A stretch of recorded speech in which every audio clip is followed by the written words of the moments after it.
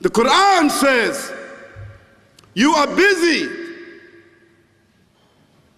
piling up, calculating, developing your careers, your money, your occupation, your wealth,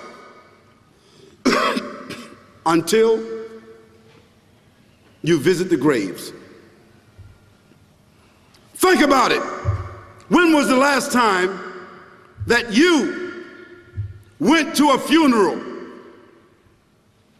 Was it your mother? Was it your father? Was it your grandfather? Was it your uncle? Was it your cousin? Was it your friend? Was it your wife? Was it your husband?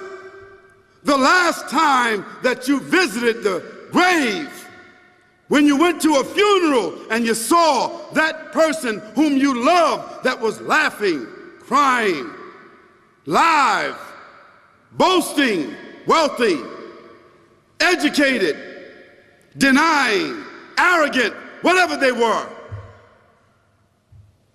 What was the demeanor of the people when you walked in that funeral home? When that person was stretched out in their last suit? What was the demeanor?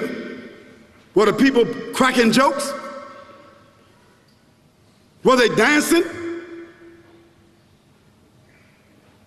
Were they clapping and singing songs? No. Silence. Melancholy. Trauma. Why? Because every person that walked in that room, seeing that person stretched out, the first thing they thought about was not the person. The first thing they thought about was that one day, this will be me. So Allah said, Alhaakumut takathur.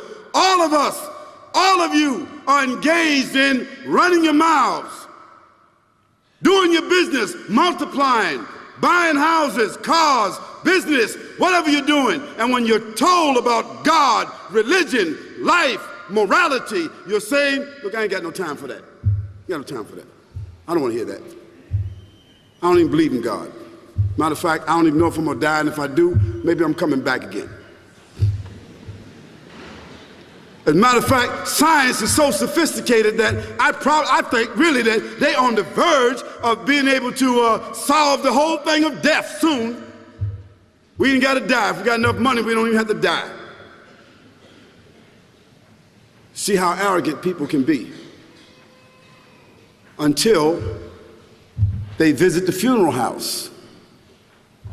And then after you go to the funeral house, if you got the guts, if you're able to do so, you go to the grave. And now this is another scenario. And you say to yourself, is that it? I mean, 50, 60 years, scraping, struggling, scheming, lying, stealing, fornicating, jumping up and down, begging, working, and this is the end of it? I mean, is this what's going to happen to me? Are they going to be dropping me into a hole in the ground? A hole in the ground, the same hole that a cat digs after it defecates. Just a little deeper.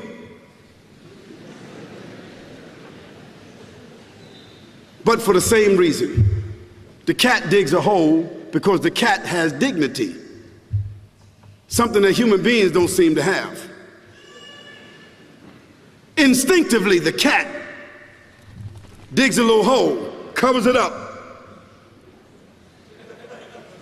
Humans have got to be taught to do that. But it's for the same reason. So you and I, we're going into a hole a little deeper than the one the cat dug.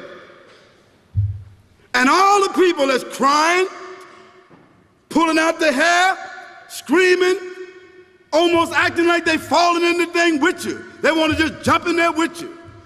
Not really though, you know, it's all an act. Because ain't nobody really gonna jump in there and stay in there. They don't love you that much.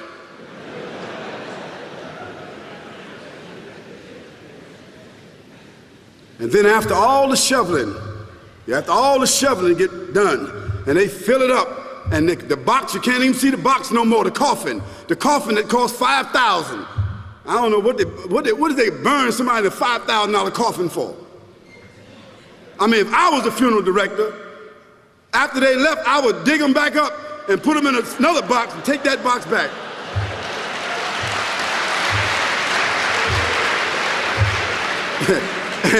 and honestly, I'm telling you, that's what they do. Yeah. So after all the money and all the drama, and they dig that hole and put you in there and cover you up, and everybody goes back to the place, go back to mama's house or daddy's house or whoever's house, and we cook some chicken or whatever it is, and we do a little dancing and drink some scotch and forget all about that person, and then we want the lawyer to come down talking about, divvying up the spoils. So if that woman who died had a husband, somebody else gonna marry him, you know that. And that man who died, that woman, in about 6 months or a year of grieving or whatever it is, she gonna come to understand that she needs somebody else to be with, so she gonna marry somebody. So that means if his suits are still in the closet and he can fit them, who gonna wear them? So it really means that after all this time, and the people walk away from that grave, it's over. What about that person in the grave? What's happening? Because you know and I know that death is almost like sleeping. Death is like sleeping. Your body is gone. Your body is dead. Your spirit is gone, but your consciousness is there. Yes, brothers and sisters, you and I are going to know when the people put us in that box and put us in the grave. We are going to know. Your spirit is gone. You can't shout. You can't call out. You can't say, "Don't leave me here." But you're going to be hearing and you're going to be seeing, because that's a different kind of consciousness. But you can't move. And in that grave, this is when the real trauma is going to begin. Because there's a reason for humans to go inside the grave. If the Creator wanted to, he could have caused us to live and then disappear into the atmosphere. But he didn't.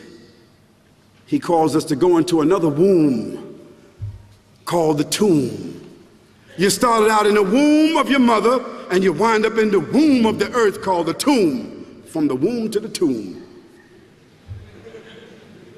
This is the whole trip.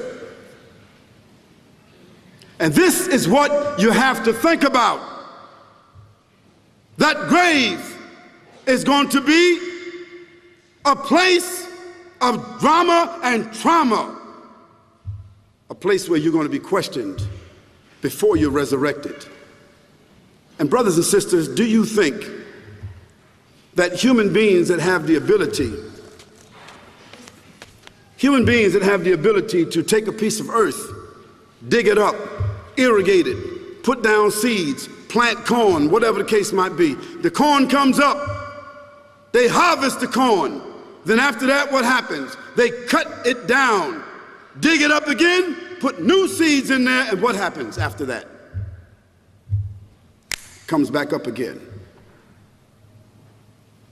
What happens in the winter?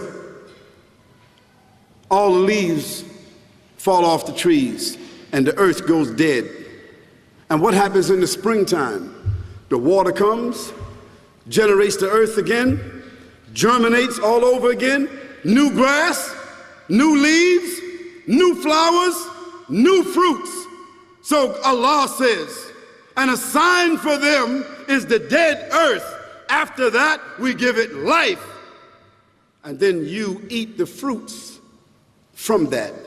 So Allah says, the one who gave you life in the beginning, is he not able to give you life all over again in order to judge you? Yes, certainly. You may want to deny it because you don't want to be judged.